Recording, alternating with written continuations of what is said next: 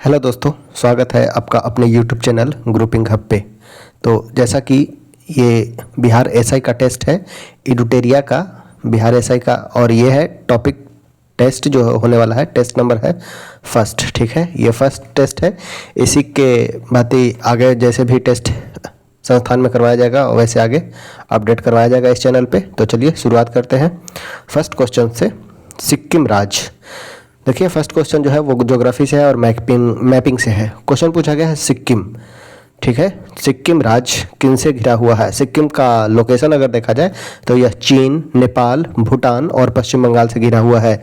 चीन ऊपर में हो जाएगा चीन, इधर हो जाएगा नेपाल, यहाँ पे हो जाएगा जो हो जाएगा वो आपका हो जाएगा भूटान, और इस साइड में हो जाएगा आपका वेस्ट बंगाल।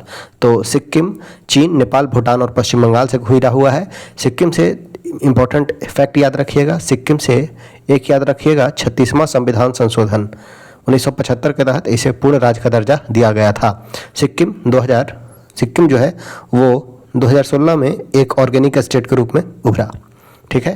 तो सिक्किम चीन, नेपाल, भूटान और पश्चिम बंगाल से लगा हुआ है। ऑप्शन हो जाएगा ए। नेक्स्ट है क्वेश्चन नंबर सेकंड। निम्नलिखित दर्रों को संबंधित राज्यों के साथ सम्मिलित कीजिए। फर्स्ट है तांगला दर्रा। तांगला दर्रा का बात किया जाए,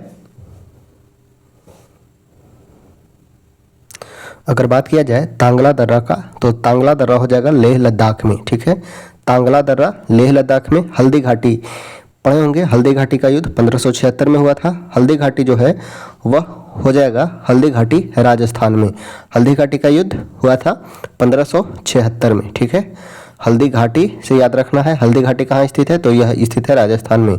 दीफू दर्रा, दीफू दर्रा यह अरुणाचल प्रदेश में स्थित है, ट्राई जंक्शन के रूप में। दीफू दर्रा, दीफू पास अरुणाचल प्रदेश में। असीरगढ़, असीरगढ़ का युद्ध याद रखना है। असीरगढ़ जो है स्थित है वो है मध्य प्रदेश में। असीरगढ़ यह है मध्य प्रदेश में। तो मिलाइएगा तांगला लद्दाख में, यानी कि एक का हो जाएगा वो हो जाएगा बी हल्दी घाटी, ये हो जाएगा राजस्थान यानी कि डी, और दीफू दर्रा हो जाएगा अरुणाचल प्रदेश में, और असीरगढ़ हो जाएगा मध्य प्रदेश में यानी कि C. B D A C, B D A C यानी कि ऑप्शन हो जाएगा डी। नेक्स्ट देखते हैं क्वेश्चन नंबर है थर्ड। निम्नलिखित पहाड़ियों में वेलिकोंडा समूह, वेलिकोंडा समूह किसका संरचनात्मक हिस्सा है? वेलिकोंडा समूह यह पूर्वी घाट का संरचनात्मक हिस्सा है। वेलिकोंडा श्रेणी पूर्वी घाट के मध्य भाग का रचनात्मक हिस्सा है। वेलिकोंडा पहाड़ी यह आंध्र प्रदेश में, वेलिकोंडा पहाड़ी आंध्र प्रदेश में कृष्णा नदी बेसिन के दक्षिण के पठारी क्षेत्र में विस्तृत है, ठीक है। नीलगिरी, अन्नामलाई, कार्डमम ये सभी पश्चिमी घाट की पहाड़ियां हैं। नेक्स्ट है क्वेश्चन नंबर है फोर्थ। कौन सी भारत की नवीनतम पर्वत श्रेणी है? भारत की नवीनतम पर्वत श्रेणी, तो यह हो जाएगा हिमालय पर्वत श्रेणी। हिमालय है जो नवीन वलित पर्वत का एग्जाम्पल है। नवीन वलित पर्वत का एग्जाम्पल है हिमालय, ठीक है। हिमालय का अगर बात किया जाए तो हिमालय का निर्माण इसमें अगर देखें तो सबसे प्राचीन पर्वत हो जाएगा वो हो जाएगा अरावली श्रेणी। सबसे प्राचीन और सबसे प्राचीन हो जाएगा वो हो जाएगा अरावली रेंज, और सबसे नवीन हो जाएगा वो हो जाएगा हिमालय रेंज। नेक्स्ट है क्वेश्चन नंबर फिफ्थ। कौन सी नदी पश्चिम की ओर बहती है? पश्चिम की ओर बहने वाली इनमें से नदी कौन सी है? पश्चिम की ओर बहने वाली नदी, तो पश्चिम की ओर बहने वाली नदी हो जाएगा पेरियार नदी। पेरियार नदी, और एक और नदी का नाम याद रखना है नर्मदा और ताप्ती, ठीक है। नर्मदा जिसे लाइफलाइन ऑफ गुजरात कहा जाता है, नर्मदा और ताप्ती ये सभी भ्रंश घाटी में बहती है और पश्चिम की ओर बहती है। ध्यान देना है, पश्चिम की ओर बहती है और भ्रंश घाटी में होकर विलुप्त हो जाती है। एक है पश्चिम की ओर बहने वाली नदी पेरियार नदी। पेरियार नदी यह बहती है केरल में, ठीक है। पेरियार नदी केरल में बहती है और यह पश्चिम की ओर बहती है। अगर बात किया जाए पेरियार नदी का, तो शिवगिरी से उत्पन्न होता है, शिवगिरी से स्टार्ट होता है और बेम्बनाद झील में जाकर मिल जाता है। नेक्स्ट है निम्नलिखित में किस एक राज्य में सुइल नदी परियोजना स्थित है? सुइल नदी परियोजना, अगर बात किया जाए सुइल नदी परियोजना का, तो यह स्थित है हिमाचल प्रदेश में। हिमाचल प्रदेश में हो जाएगा सुइल नदी परियोजना। एक है कोल बांध परियोजना, ठीक है। हिमाचल प्रदेश में ही याद रखना है कोल बांध परियोजना। कोल बांध परियोजना यह भी हिमाचल प्रदेश में ही स्थित है, सतलज नदी पर। सतलज नदी पर है कोल बांध परियोजना, ठीक है। कोल बांध परियोजना सतलज नदी पर, और सुइल नदी परियोजना हिमाचल प्रदेश में ही है, याद रखना है। अगर बात किया जाए उत्तराखंड का, तो उत्तराखंड इसे नेक्स्ट है लौह अयस्क की खान एवं अवस्थित राज्य के संबंध में सूची को सुमेलित करना है। चंद्रपुर यह हो जाएगा महाराष्ट्र में, चंद्रपुर महाराष्ट्र में। महाराष्ट्र में अन्य अगर बात किया जाए तो महाराष्ट्र में याद रखना है रत्नागिरी महाराष्ट्र में है, और चंद्रपुर महाराष्ट्र में है। अगर बात किया जाए चित्रदुर्ग का, तो चित्रदुर्ग है कर्नाटक में, चित्रदुर्ग हो जाएगा कर्नाटक में। और याद रखिएगा बेलारी कर्नाटक में ही है, बेलारी, चित्रदुर्ग और कुद्रेमुख, बेलारी, चित्रदुर्ग, चिकमंगलूर, ठीक है, चिकमंगलूर, ये सभी कर्नाटक में स्थित है। बैलाडीला, इसे प्रीवियस भी क्वेश्चन पूछा जा चुका है, तो याद रखना है। बैलाडीला कहाँ है, तो यह है छत्तीसगढ़ में, ठीक है, छत्तीसगढ़ में है बैलाडीला की खान कहाँ है, तो यह छत्तीसगढ़ में स्थित है बैलाडीला। और एक और याद रखिएगा दुर्ग, ठीक है, दुर्ग, यह भी छत्तीसगढ़ में है। मयूरभंज हो जाएगा उड़ीसा में, मयूरभंज उड़ीसा में, क्योंझर उड़ीसा में, और सुंदरगढ़, ये सभी उड़ीसा में लौह अयस्क की प्रमुख खान है। तो इसके अनुसार हो जाएगा चंद्रपुर महाराष्ट्र में, चित्रदुर्ग कर्नाटक में, बैलाडीला छत्तीसगढ़ में, और मयूरभंज उड़ीसा में। 2, 4, 3, 1 ऑप्शन हो जाएगा बी। नेक्स्ट है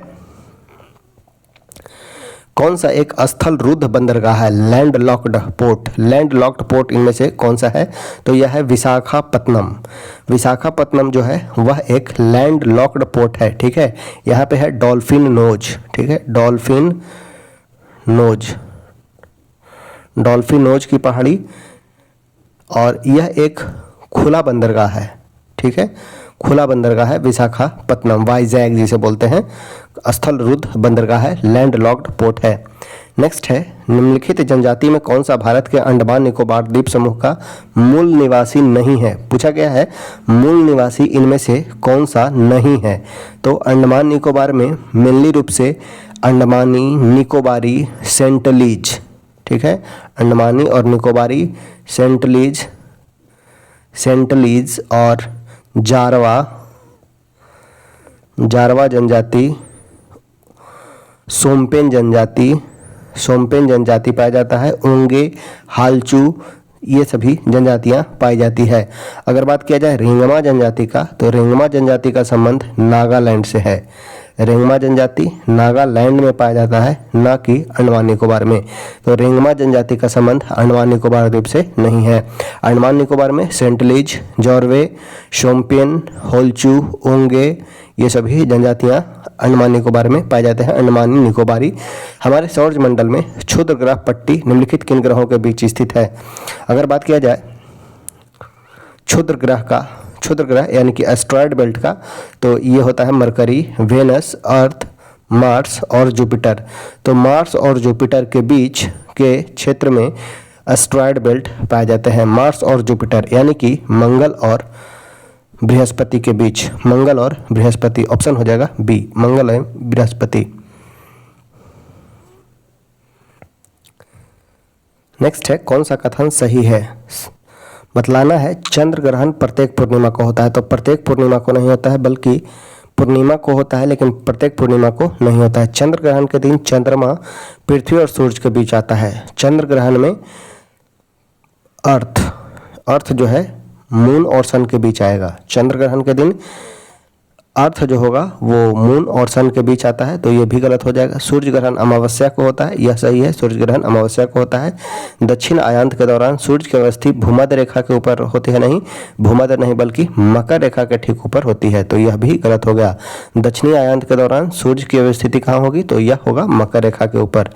नेक्स्ट है 1-1/3 इंटू 2 इंटू, इसको सोल्व कीजिएगा तो आ जाएगा 47/48, ऑप्शन हो जाएगा ए। नेक्स्ट है भूमध्य सागर निम्नलिखित में से किस जल संधि द्वारा अटलांटिक महासागर से जुड़ा है। भूमध्य सागर किस जल संधि द्वारा अटलांटिक महासागर से जुड़ा है, तो यह जिब्राल्टर जल संधि के द्वारा जुड़ा हुआ है, जिब्राल्टर जल संधि के द्वारा। ऊर्जा संरक्षण का सिद्धांत किससे संबंधित है? ऊर्जा संरक्षण का सिद्धांत यह संबंधित है उष्मागतिकी का प्रथम नियम से। उष्मागतिकी का प्रथम नियम, फर्स्ट लॉ ऑफ थर्मोडायनामिक्स से ऊर्जा संरक्षण का सिद्धांत संबंधित है। नेक्स्ट है जलवायु परिवर्तन पर संयुक्त राष्ट्र का सम्मेलन COP 21 का आयोजन कहाँ किया गया? COP 21 यह आयोजन किया गया पेरिस में। संयुक्त राष्ट्र जलवायु परिवर्तन सम्मेलन COP 21 का आयोजन 30 नवंबर से 12 दिसंबर 2015 ईस्वी को पेरिस में आयोजित किया गया। इस सम्मेलन को पेरिस समझौता या पेरिस जलवायु समझौता भी कहा जाता है और इसका जो उद्देश्य है पूर्व औद्योगिक स्तर की तुलना में वैश्विक तापमान वृद्धि को 1.5 डिग्री से 2 डिग्री तक ही सीमित रखना है। मतलब टेम्परेचर जो है 1.5 से 2 डिग्री तक ही इंक्रीज हो, इससे ज़्यादा ना हो। COP 21 पेरिस में हुआ, ऑप्शन हो जाएगा बी। शुंग शासकों ने अपनी राजधानी कहाँ बनाई थी? तो शुंग वंश की राजधानी थी वो थी विदिशा, विदिशा, ऑप्शन हो जाएगा ए। पुष्यमित्र शुंग ने 185 ईस्वी पूर्व में मौर्य शासक बृहदत्त की हत्या करके शुंग वंश की स्थापना की। शुंग शासकों ने अपनी राजधानी विदिशा में स्थापित की थी। उपनिषद का फारसी भाषा में अनुवाद क्या कहलाता है? उपनिषद का फारसी भाषा में अनुवाद सिर ए अकबर कहलाता है, सिर ए अकबर। उपनिषद का फारसी भाषा में अनुवाद दारा सिकोह द्वारा सिर ए अकबर के नाम से किया गया। दारा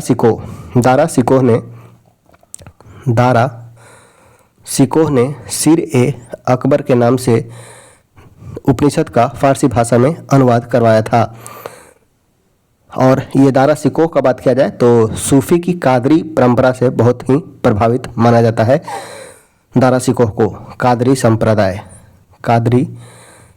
से प्रभावित था। नेक्स्ट है निम्नलिखित में दक्षिण भारत में स्थित एकमात्र महाजनपद कौन सा था?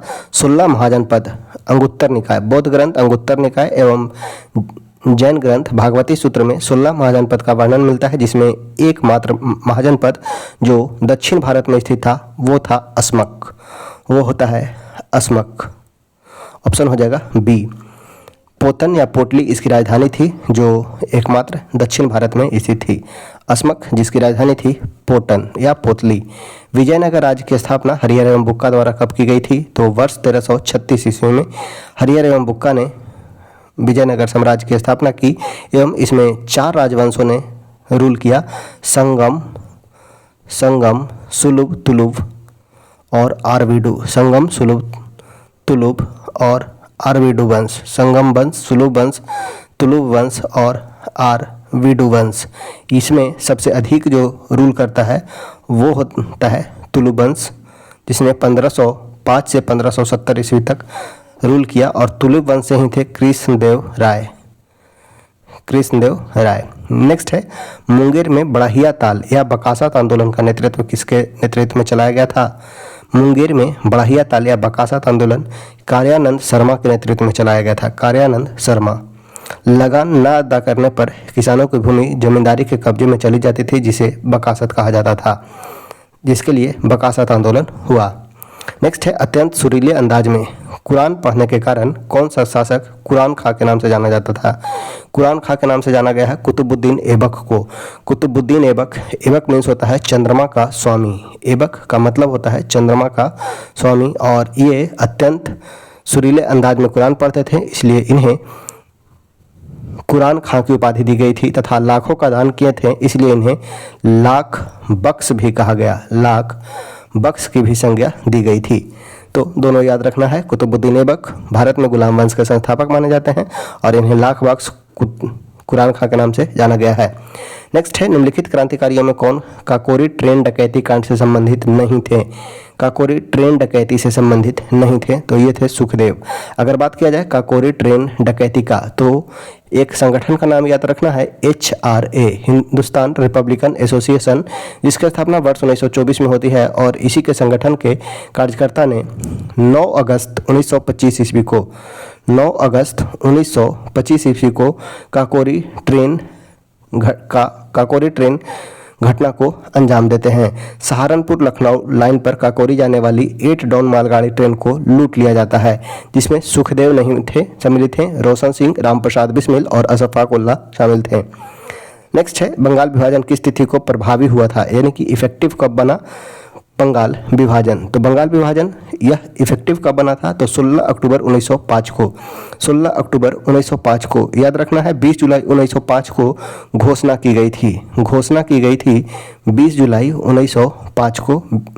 7 अगस्त 1905 को स्वदेशी आंदोलन की शुरुआत हुई थी और इसीलिए हथकरघा दिवस भी मनाया जाता है। हथकरघा दिवस, क्योंकि इस दिन स्वदेशी आंदोलन की शुरुआत हुई थी 7 अगस्त 1905। 16 अक्टूबर 1905 को प्रभावी हुआ और रविन्द्रनाथ टैगोर के आह्वान पर इस दिन रक्षाबंधन दिवस, मैत्री दिवस के रूप में मनाया गया 16 अक्टूबर 1905 को। नेक्स्ट है, सुभाष चंद्र बोस द्वारा अंतरिम सरकार की स्थापना कब की गई थी? सुभाष चंद्र बोस ने अंतरिम सरकार की स्थापना कब की? तो यह किया जाता है 21 अक्टूबर 1943 को। सुभाष चंद्र बोस द्वारा सिंगापुर में 21 अक्टूबर 1943 को स्वतंत्र भारत में अंतरिम सरकार की स्थापना की गई थी। सिंगापुर में सैनिकों को संबोधित करते हुए सुभाष चंद्र बोस ने कहा था, तुम मुझे खून दो, मैं तुम्हें आज़ादी दूंगा। आज़ाद हिंद फौज दिवस 12 नवंबर 1945 को मनाया गया था। नेक्स्ट है, महारानी विक्टोरिया को किस वर्ष भारत की सामग्री घोषित किया गया? महारानी विक्टोरिया को भारत की सामग्री घोषित कब किया गया था? तो वर्ष 1877 ईस्वी में लॉर्ड लिटन के द्वारा 1 जनवरी 1877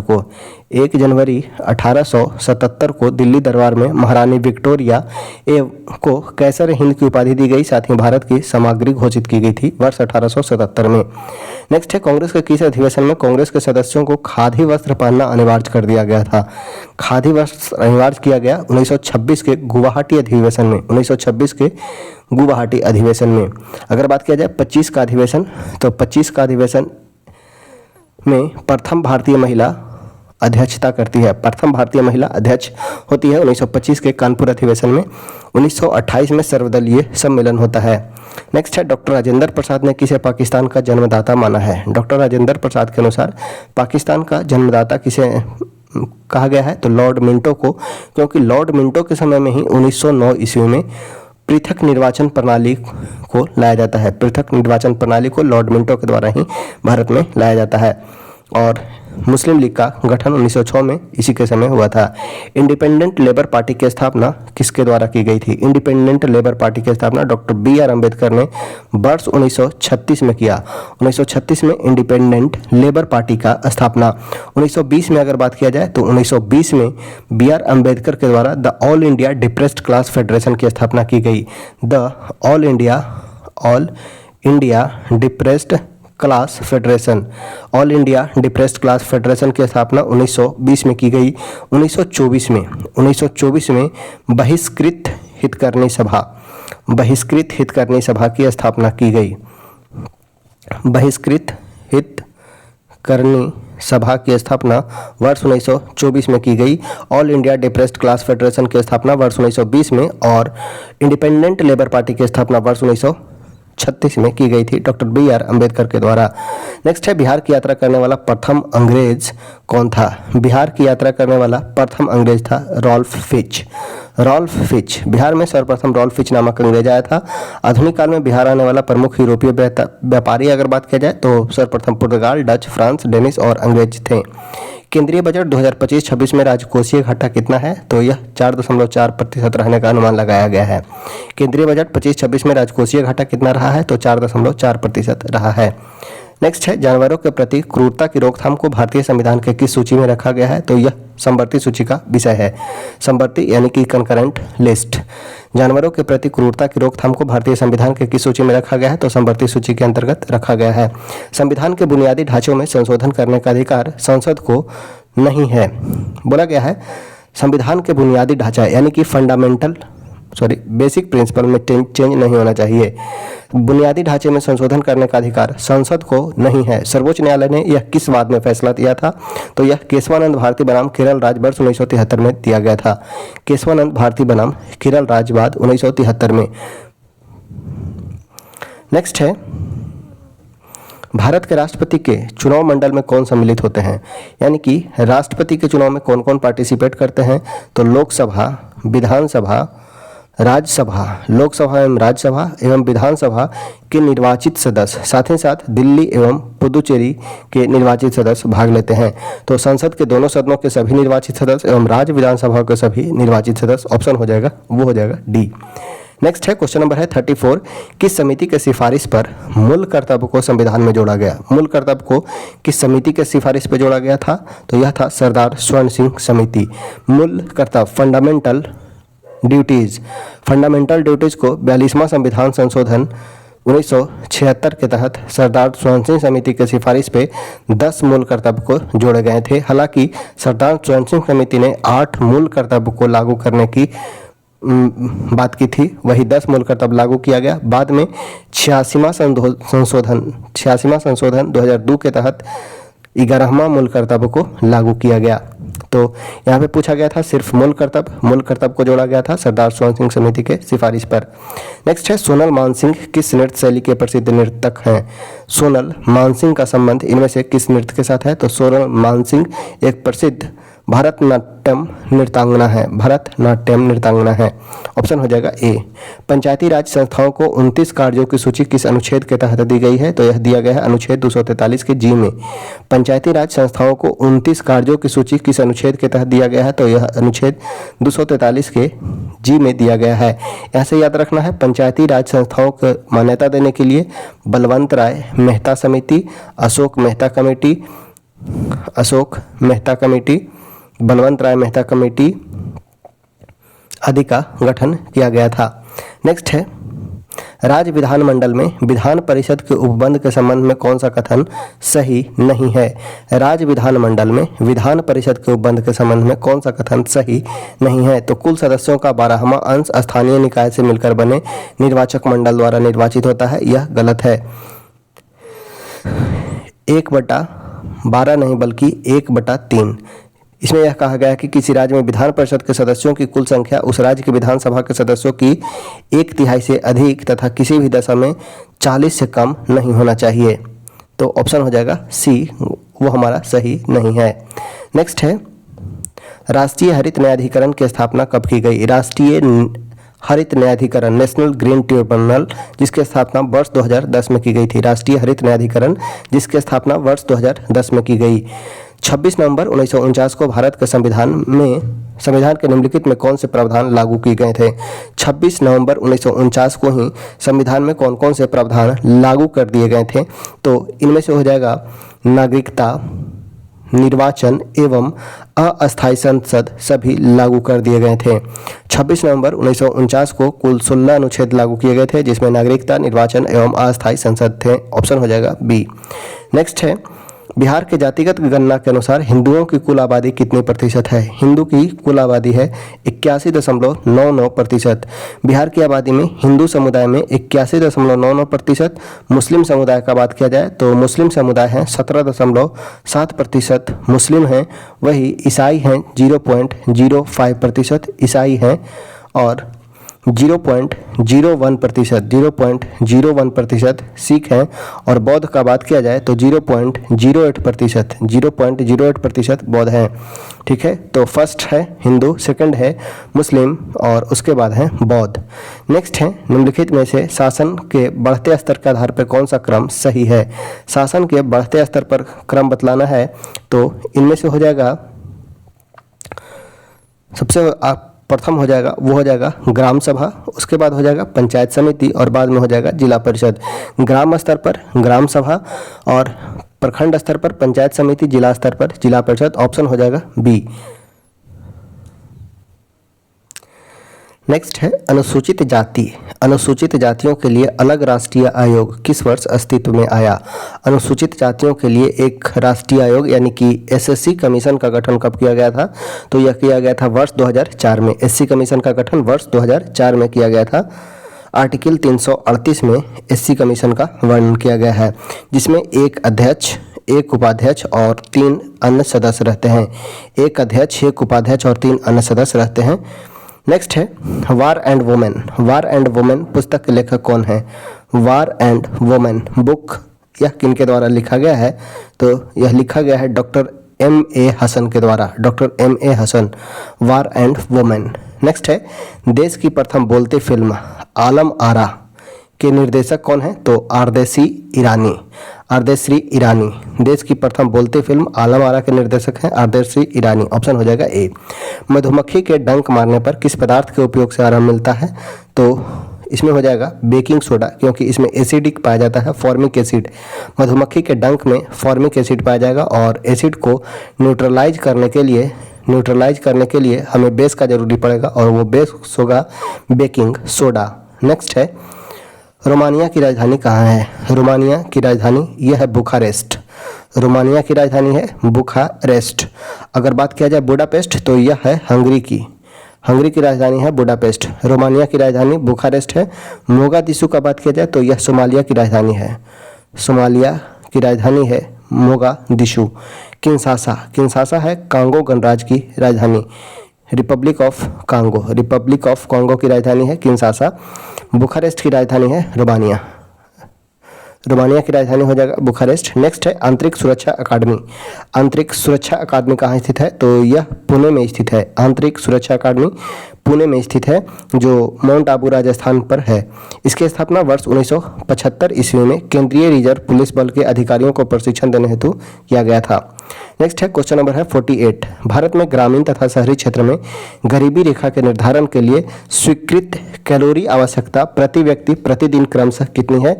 तो 2400 कैलोरी और 2100 कैलोरी। ग्रामीण में 2400 कैलोरी और शहरी क्षेत्र में 2100 कैलोरी है।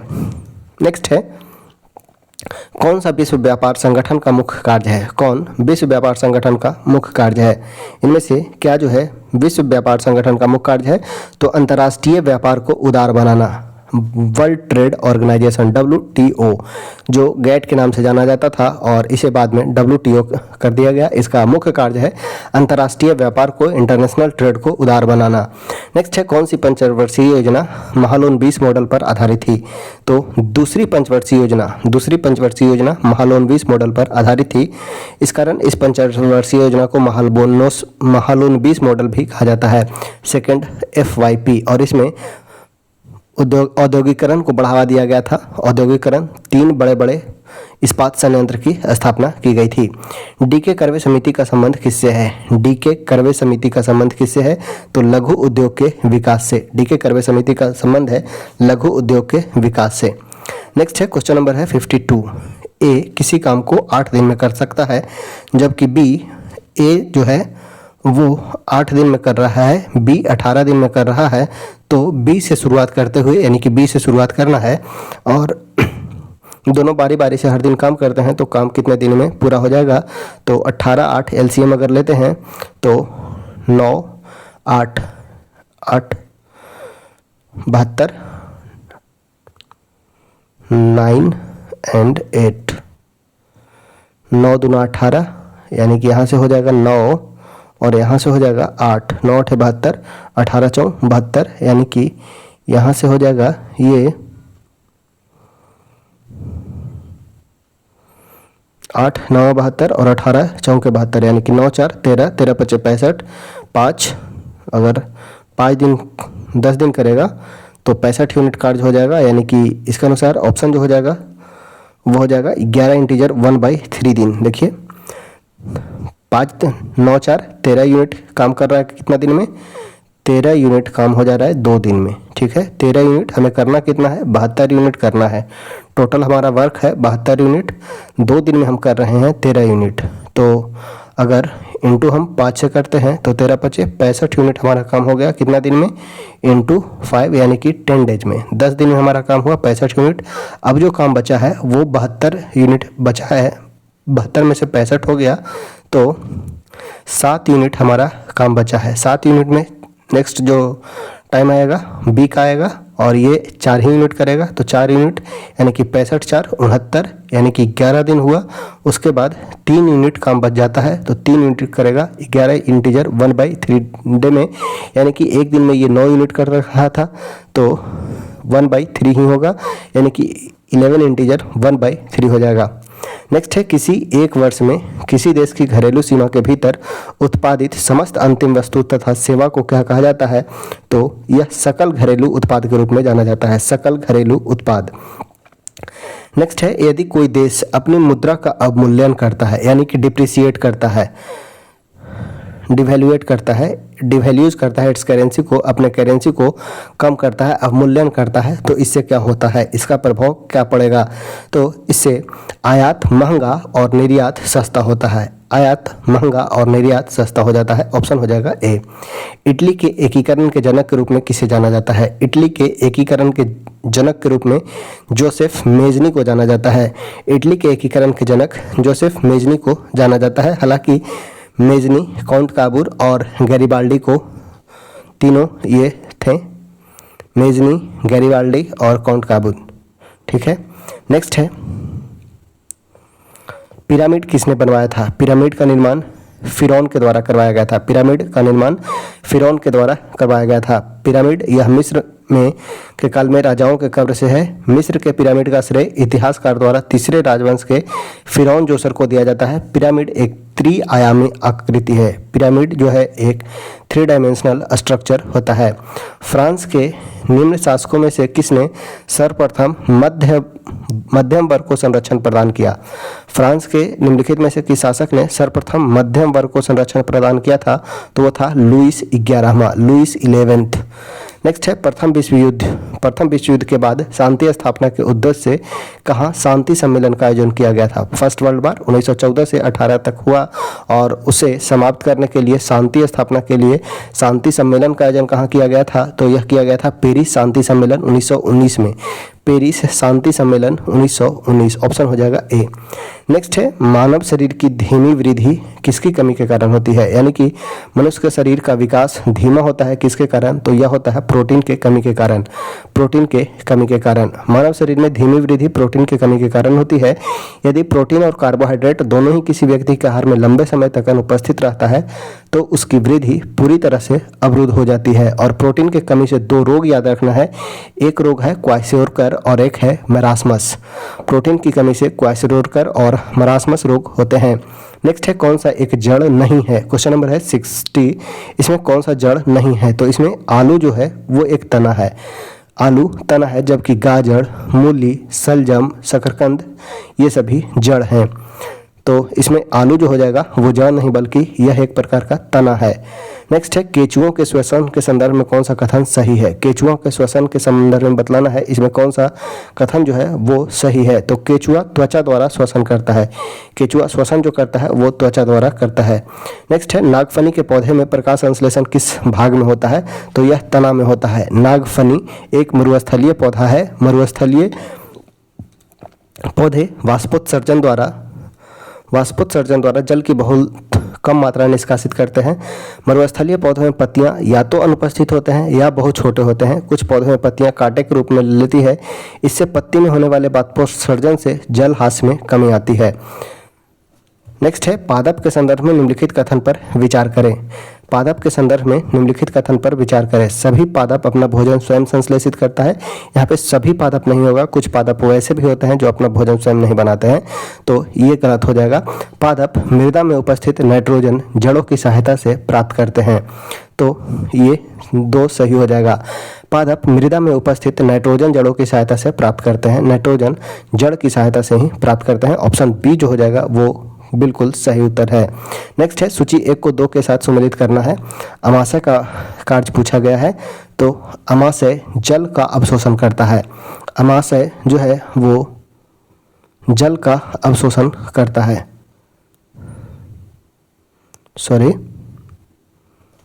अमाशय, छोटी आंत, बड़ी आंत, यकृत। देखिएगा यहाँ पूछा गया है अंग और इसकी विशेषता। अमाशय शरीर की सबसे बड़ी ग्रंथि अगर बात किया जाए तो यह हो जाएगा यकृत, यानी कि ऑप्शन हो जाएगा फर्स्ट में ही हो जाएगा बी। शरीर की सबसे बड़ी ग्रंथि हो जाएगा, ये हो जाएगा यकृत। और अमाशय अम्ल का विमोचन करता है, एसिटिक अम्ल का विमोचन करता है।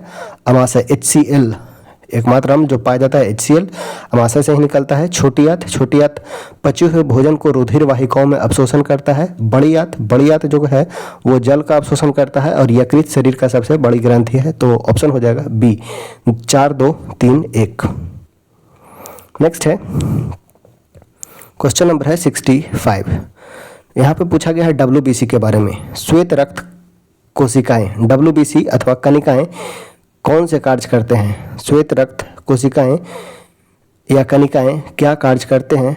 तो इनका कार्य है रोगाणुओं का विनाश करना, रोगाणुओं का विनाश करना। ऑप्शन हो जाएगा सी। चिकित्सक हृदय स्पंदन को मापने के लिए किस यंत्र का प्रयोग करता है? तो यह यूज करता है स्टेथोस्कोप, जो कुछ इस प्रकार से ऐसे रहता है बना, ये हमारा होता है स्टेथोस्कोप। चिकित्सा हृदय स्पंदन को मापने के लिए स्टेथोस्कोप का प्रयोग करता है। ठीक है। हृदय 4 कक्षों में बटा होता है। हृदय की कक्ष की भित्तियां पेशियां की बनी होती है, जिसे सेप्टम कहा जाता है। ठीक है, हृदय से याद रखना है, सेप्टम नामक जो 4 चैम्बर में बटा होता है वो सेप्टम्स के द्वारा बटा होता है। कॉन्ट्रैक्शन और रिलैक्शन करता है, जो हार्टबीट होता है। कंप्रेस और कॉन्ट्रैक्शन एंड रिलैक्सेशन होता है।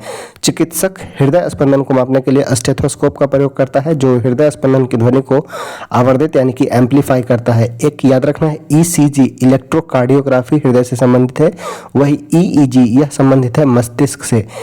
इलेक्ट्रोएंसेफेलोग्राफी ईईजी का प्रयोग मस्तिष्क में होने वाले विद्युत क्रियाओं को निरूपित करने तथा मस्तिष्क संबंधी रोग का पता लगाने के लिए ईईजी का प्रयोग किया जाता है। नेक्स्ट है, लाइसोसोम के बनने के लिए कौन सा उत्तरदायी है? लाइसोसोम के बनने के लिए उत्तरदायी है वो है गोल्जी उपकरण। लाइसोसोम गोल्जी उपकरण द्वारा बनाया जाता है। गोल्जी उपकरण यह एक कोशिकीय अंगक है जिसमें अंतःद्रव्यीय जालिका में संश्लेषित पदार्थ पैक किए जाते हैं और कोशिका के बाहर तथा अंदर विभिन्न क्षेत्रों में भेजे जाते हैं। नेक्स्ट है, क्वेश्चन नंबर है हमारा 68। किसी पदार्थ का उपचयन यानी कि ऑक्सीडेशन कब होगा? ऑक्सीडेशन यानी कि ऑक्सीजन की वृद्धि होगी। Oxidation for gain of oxygen यानी कि ऑक्सीजन की वृद्धि या हाइड्रोजन की कमी। ऑक्सीजन की वृद्धि या हाइड्रोजन की कमी तो होगा हमारा ऑक्सीडेशन, यानी कि ऑप्शन हो जाएगा ए। नेक्स्ट है, निम्नलिखित में कौन सी अधातु सामान्य वातावरण में द्रव अवस्था में पाई जाती है? कौन सी अधातु के बारे में पूछा गया है, यानी कि नॉन मेटल जो वातावरण में द्रव अवस्था में पाया जाता है, तो वो हो जाएगा ब्रोमीन। ब्रोमीन यह जो है अधातु है और द्रव अवस्था में पाई जाती है ब्रोमीन। नेक्स्ट है, आधुनिक आवर्त सारणी के संदर्भ में निम्नलिखित कथन पर विचार करें। इसमें तत्वों के गुण धर्म उनकी परमाणु संख्या के आवर्त फलन होते हैं। तो आधुनिक आवर्त सारणी में तत्वों के गुण धर्म उनके परमाणु संख्या के आवर्त फलन होते हैं। इसमें अगर बात किया जाए तो 7 समूह और 18 आवर्त हैं, तो ये गलत है। 7 समूह और 18 आवर्त नहीं होते हैं। आधुनिक आवर्त सारणी में 18 ऊर्ध्व स्तंभ है जिन्हें समूह कहा गया है, यानी कि 18 समूह हैं और 7 आवर्त हैं। ये अपोजिट लिख दिया गया है, यानी कि 2 जो है वो गलत है, यानी कि केवल एक हमारा सही है। तत्वों का गुणधर्म जो है परमाणु संख्या का आवर्ती फलन है। नेक्स्ट है, प्रकाश के क्वांटम सिद्धांत के अनुसार प्रकाश की प्रकृति कैसी होती है? प्रकाश के क्वांटम सिद्धांत के अनुसार प्रकाश की प्रकृति कैसी है? तो यह या तो कण के समान है या तरंग के समान, या तो कण के समान है या तरंग के समान। नेक्स्ट है, विद्युत धारा की दिशा किस प्रकार होती है? विद्युत धारा की दिशा परिपथ में इलेक्ट्रॉन के प्रवाह की दिशा के अपोजिट होता है। Opposite to the direction of flow of electron in the circuit. परिपथ में विद्युत धारा की दिशा जो होगी वो इलेक्ट्रॉन के फ्लो के डायरेक्शन के अपोजिट होगा। अगर इस प्रकार कुछ इलेक्ट्रॉन बह रहा है तो इसके अपोजिट में करंट का फ्लो होगा, यानी कि इलेक्ट्रॉन के फ्लो के अपोजिट करंट का डायरेक्शन होता है। नेक्स्ट है, सूची 1 को 2 से सुमिलित करना है। अभिकेंद्रीय बल इक्वल टू होता है F इक्वल टू mv²/r, यानी कि 1 का हो जाएगा 3। संवेग P इक्वल टू होता है मास इंटू वेलोसिटी, यानी कि हो जाएगा 1। वेग यानी कि वेलोसिटी होता है डिस्टेंस बाई टाइम, यानी कि हो जाएगा 4। त्वरण इक्वल टू होता है v-u/t, यानी कि हो जाएगा 2। 3 1 4 2, 3 1 4 2, ऑप्शन हो जाएगा डी। नेक्स्ट है, 1 माइक्रोन इक्वल टू कितना सेंटीमीटर होता है? 1 माइक्रोन इक्वल टू 0.0001। 1 माइक्रोन यानी कि 10⁻⁻6 मीटर, यानी कि इतना सेंटीमीटर, 0.0001 सेंटीमीटर। नेक्स्ट है, लोलक का अंत बिंदु चरम स्थिति पर पहुंचता है तो क्या सही है? लोलक ये हमारा है पेंडुलम, और जब ये मीन पोजीशन पे होगा तो इनमें से कौन सा सही पूछा गया है? तो कौन सा सही है? त्वरण अधिकतम होगा। लोलक का अंतः बिंदु चरम स्थिति पर पहुंचता है तो त्वरण अधिकतम होगा। यहाँ पे एक्सेलरेशन मैक्सिमम होगा। नेक्स्ट है, निम्नलिखित चित्रों में एक ही पासे की 3 स्थितियां दी गई है। इस पासे में अक्षर ई के विपरीत फलक पे कौन सा होगा, ई के अपोजिट बतलाना है। तो अगर यहाँ से हम देखें बी सी ए, यानी कि ए सी और बी, ए सी बी, यहाँ से देखें तो ए एफ डी, यानी कि बी के अपोजिट डी, सी के अपोजिट एफ और ए के अपोजिट हो जाएगा ई। तो ई के विपरीत पूछा गया है, तो ई के विपरीत हो जाएगा, वो हो जाएगा ए। तो ऑप्शन हो जाएगा फर्स्ट। नेक्स्ट है, किसी मूलधन पर 5% वार्षिक दर से 2 वर्ष का चक्रवृद्धि ब्याज तथा साधारण ब्याज का अंतर 5 रुपया है, तो अंतर बराबर होता है P इंटू आर बाई 100⁻², यानी कि अंतर है हमारा 5 रुपया बराबर मूलधन पूछा गया है P इंटू आर बाई 100, यानी कि 5/100 का, यानी कि 20 का स्क्वायर, यानी कि 5 इंटू 20 इंटू 20, 5 दूनी 10 दूनी 20, यानी कि ये हो जाएगा 2000 रुपये। ऑप्शन हो जाएगा सी। नेक्स्ट है, लुप्त संख्या को ज्ञात करना है। यहाँ 6×5 30 और 10×3 30, 18×3 54, 27×2 54, 9×5 45 और वही इसी प्रकार हो जाएगा 15×3 45, यानी कि ऑप्शन हो जाएगा डी गुना 3, 15×3 45। नेक्स्ट है, हिम झंझावत किस क्षेत्र की विशेषता है, तो हिम झंझावत यह आर्कटिक क्षेत्र की विशेषता है। हिम झंझावत यह अंटार्कटिक क्षेत्र की विशेषता है। ऑप्शन हो जाएगा, वो हो जाएगा सी। नेक्स्ट है, उसने कहा कि मैं कल तुम्हारे घर आऊँगा, यह किस प्रकार का वाक्य है। उसने कहा मैं कल तुम्हारे घर आऊँगा, तो यह एक मिश्र वाक्य है। चाचा संज्ञा से विशेषण क्या बनेगा, तो चाचा से बनेगा चचेरा। ऑप्शन हो जाएगा सी, चचेरा। Women learn English faster than men, इसे हिंदी में ट्रांसलेट करना है। Women learn English faster than men, सही उत्तर हो जाएगा महिलाएं पुरुष की तुलना में अंग्रेजी जल्दी सीखती है। महिलाएं पुरुष की तुलना में अंग्रेजी जल्दी सीखती हैं। नेक्स्ट है, अटका बनिया दे उधार। अटका बनिया दे उधार मुहावरे का सही अर्थ बतलाना है, तो इसका सही अर्थ हो जाएगा बेचारगी में कष्ट सहना, बेचारगी में कष्ट सहना। नेक्स्ट है, one who loves book, one who loves book he is called by below file, one who loves book is called by below file. अगर बात किया जाए प्लेगरिस्ट का, तो साहित्य की चोरी प्लेगरिस्ट कहलाता है। पॉलीगॉट का बात किया जाए तो बहुभाषी, यानी कि one who knows many language that is called polyglot. Bibliophobe बोला जाए तो पुस्तक से डरने वाला बाइबिलोफोब कहलाएगा। बाइबिलोफोब पुस्तक से डर बाइबिलोफोब कहलाता है। One who loves book he is called bibliophile. Next है, किस टाइगर रिजर्व में एक हर्पेटोफौना सर्वेक्षण किया गया, जिसमें 33 सरीसृप प्रजातियां और 36 उभयचर प्रजातियां दर्ज की गई। तो यह सर्वेक्षण किया गया था मधुमलाई टाइगर रिजर्व में, मधुमलाई टाइगर रिजर्व में। मधुमलाई टाइगर रिजर्व, जिसे अब MTR मशीनगुड़ी डिवीजन कहा जाता है, एक हर्पेटोफौना सर्वेक्षण किया गया। इस सर्वेक्षण में समृद्ध जैव विविधता पाई गई, जिसमें कई प्रजाति विज्ञान के लिए नई हो सकती है। सर्वेक्षण ने समुद्र तल से 300 से 2000 मीटर की ऊंचाई वाले आवासों को कवर किया है। तमिलनाडु में है, यह है Mudumalai tiger reserve. Mudumalai tiger reserve यह तमिलनाडु में है, तमिलनाडु में। और अन्य टाइगर रिजर्व का बात किया जाए तो Annamalai tiger reserve, Kalakkad Mundanthurai tiger reserve, Sathyamangalam tiger reserve, ये सभी तमिलनाडु में ही स्थित है। नेक्स्ट है, क्वेश्चन नंबर है 86, दीपा कर्माकर। नाम याद रखना है, दीपा कर्माकर, जिन्हें हाल ही में अपनी सेवानिवृत्ति की घोषणा किया है, यानी कि रिटायरमेंट का घोषणा किया है। ये किस खेल से जानी जाती है, तो ये जिम्नास्टिक के लिए जानी जाती है। दीपा कर्माकर ये जिम्नास्टिक से बिलोंग करती है, जिम्नास्टिक खेलती है। ऑप्शन हो जाएगा ए। नेक्स्ट है, माउंट एडम्स जो स्ट्रैटोवोल्केनो है, यह किस देश में स्थित है। माउंट एडम्स यह कहाँ स्थित है, तो यह USA में स्थित है। माउंट एडम्स एक स्ट्रैटोवोल्केनो है, यह USA में स्थित है। नेक्स्ट है, साहित्य का नोबेल पुरस्कार 2024 किसे दिया गया है। साहित्य का नोबेल पुरस्कार 2024 किसे दिया गया है, तो हांगकांग को दिया गया है। दक्षिण कोरियाई लेखक हांगकांग को 2024 का साहित्य का नोबेल अवार्ड मिला है।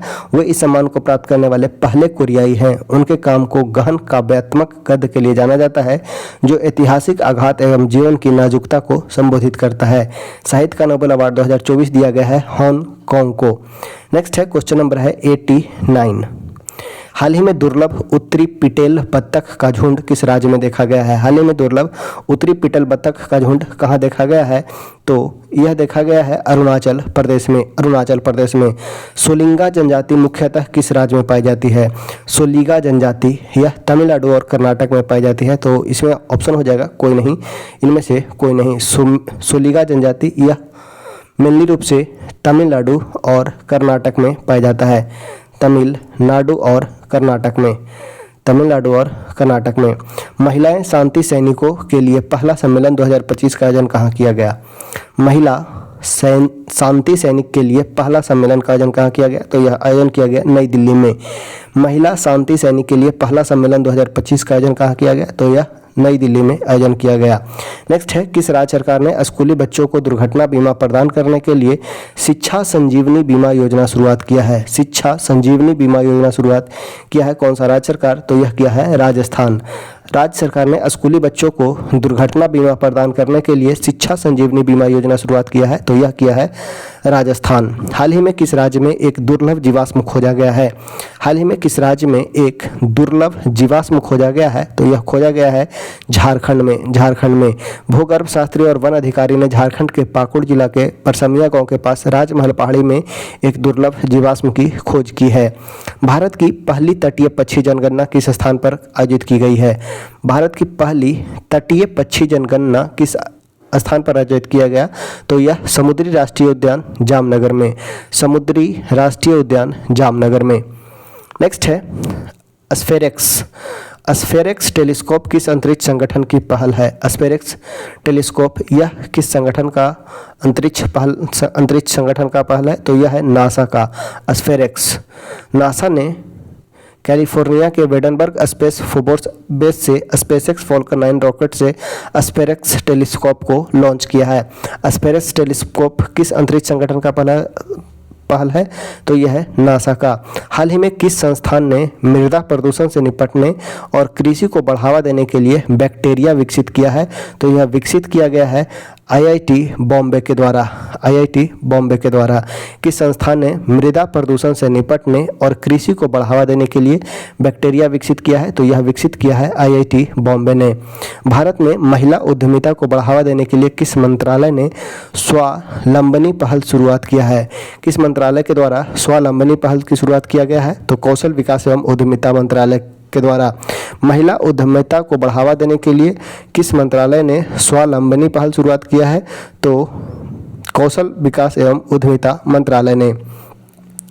नेक्स्ट है, कौन सा भारतीय नगर निगम अपने बजट में जलवायु अध्याय शामिल करने वाला भारत का पहला स्थानीय निकाय बना है? तो यह बना है अहमदाबाद नगर निगम। कौन सा भारतीय नगर निगम अपने बजट में जलवायु अध्याय शामिल करने वाला भारत का पहला स्थानीय निकाय बना है? तो यह बना है अहमदाबाद नगर निगम। प्रयागराज में महाकुंभ भगदड़ की जांच के लिए गठित न्यायिक आयोग का नेतृत्व किसने किया है? तो यह किया गया है हर्ष कुमार के द्वारा। हर्ष कुमार के द्वारा। प्रयागराज में महाकुंभ भगदड़ की जांच के लिए गठित न्यायिक आयोग का नेतृत्व हर्ष कुमार के द्वारा किया गया है। भारत का पहला राष्ट्रीय सहकारी विश्वविद्यालय किस राज्य में होगा? तो यह होगा गुजरात में। भारत का पहला राष्ट्रीय सहकारी विश्वविद्यालय किस राज्य में होगा? तो यह गुजरात में होगा। इस प्रकार से आज हमने 100 क्वेश्चन को कंप्लीट किया है। अगर आपको वीडियो अच्छा लगा हो तो एक लाइक जरूर कीजिएगा। साथ ही साथ आपका सुझाव अपेक्षित है। जो भी आप सुझाव देना चाहते हैं कमेंट बॉक्स आपके लिए खुला है। जो भी कमेंट सुझाव देना चाहता है वो कमेंट बॉक्स में बतला सकते हैं। चलिए वीडियो को यहीं पे करते हैं समाप्त।